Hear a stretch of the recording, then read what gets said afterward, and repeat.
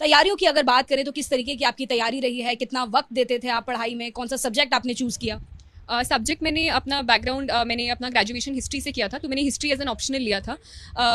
घंटों की बात है या फिर टाइम की बात है तो काफ़ी एक डिमांडिंग एग्जाम तो है, क्योंकि सिलेबस काफ़ी ज़्यादा है, 3 स्टेजेस होते हैं, हर किसी की अलग डिमांड होती है, तो टाइम तो काफ़ी लगता है, पर हर किसी का अपना अपना अलग रहता है। तो कभी मैंने ऐसे घंटे काउंट नहीं करने की कोशिश की, ये कोशिश करती थी कि जब पढ़ रही हूँ तो वो क्वालिटी टाइम हो कि उसमें टाइम ना वेस्ट हो। तो एक स्ट्रैटेजी बनाना आई थिंक अपने अपने अकॉर्डिंग बहुत इंपॉर्टेंट होता है, जहाँ आप अपने लिए टारगेट सेट करो, एक लिमिट करो मटीरियल को, तो आई थिंक वही हेल्प किया मुझे। आप किस तरीके से टारगेट सेट करती थी, क्योंकि हम जानते हैं कि जो लोग इंटरव्यू देख रहे हैं उसमें से कई सारे एस्पायरेंट्स भी हैं, अनफॉर्चुनेटली उसमें वो भी कई सारे लोग हैं जिन्होंने इस बार एग्जाम दिया था, लाखों लोग हैं जो एग्जाम देते हैं क्लियर नहीं कर पाए थे। तो क्या कुछ वो टिप्स हैं, क्या कुछ जो स्ट्रैटेजीज हैं जो आपके लिए फेवर में काम करी? आई थिंक क्योंकि मटेरियल बहुत ज़्यादा अवेलेबल है इस समय मार्केट में यूपीएससी का, तो मटेरियल को चूज़ करना सबसे ज़्यादा इंपॉर्टेंट हो जाता है।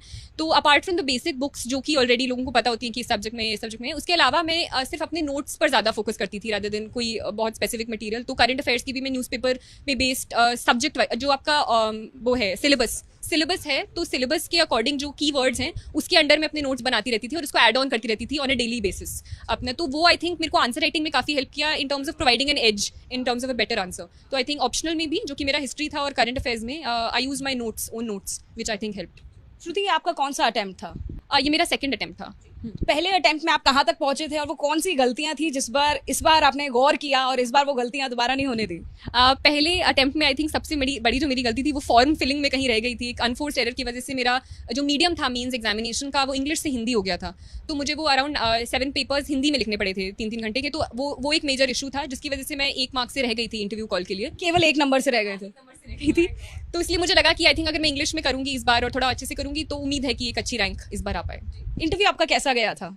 इंटरव्यू मुझे लगा था अच्छा जाएगा, मॉक्स भी अच्छे जा रहे थे, पर मैं इंटरव्यू के बाद इतनी खुश नहीं थी और मेरे कुछ दोस्त और मम्मी पापा आए थे, तो मैं आकर इनफैक्ट रो दी थी इंटरव्यू के बाद। इतना ऐसे क्या सवाल आपसे पूछ लिए गए थे? मुझे लगा था कि थोड़ा फैक्चुअल बेस्ड हो गया था, मुझे थोड़ा कॉन्वर्सेशनल चाहिए था, तो इस टाइम मुझे मैं थोड़ा सेल्फ क्रिटिकल भी आई थिंक ज़्यादा हो गई थी और मुझे उम्मीदें शायद ज़्यादा थी। पर ये तो बाद में पता चलेगा कि कितने मार्क्स आए इंटरव्यू में, पर मैं इंटरव्यू के बाद थोड़ी मैं एप्रीहेंसिव थी कि शायद वो थोड़ा पुल डाउन। एक आध अगर सवाल आप बता दें हमें, क्या पूछे गए थे इंटरव्यू में? इंटरव्यू में काफ़ी कुछ ऐसे पूछा गया था, हिस्ट्री स्पेसिफिक चीज़ें पूछी गई थी। चंपारण सत्याग्रह, लॉर्ड मेयो का असैसिनेशन के बारे में पूछा गया था। उसके अलावा गवर्नेंस के बारे में क्वेश्चंस पूछे गए थे। मेरे स्कूल के बारे में, सरदार पटेल विद्यालय, उसके बारे में क्वेश्चंस पूछे गए थे। Subscribe now and press the bell icon. Never miss an update.